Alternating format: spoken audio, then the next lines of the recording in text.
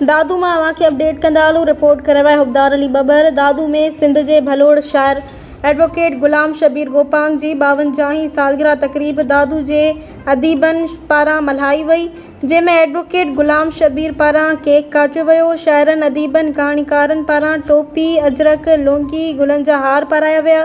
ख़ैस ते गुलनि जी वर्खा कई वई।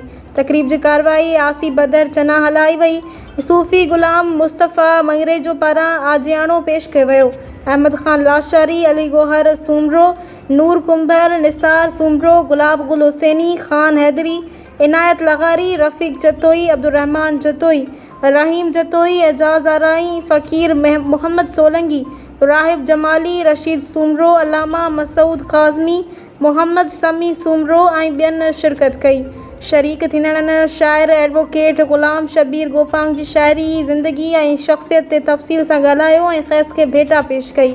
आख़िर में एडवोकेट गुलाम शबीर गोपांग सभिनी जो शुक्रियो अदा कंदे चयो त अॼु मुंहिंजी सालगिरह जे ॾींहं ते अदीबनि जेको मान ऐं इज़त बख़्शी आहे, उहा उमिरि भर लाइ मां यादि रखंदसि।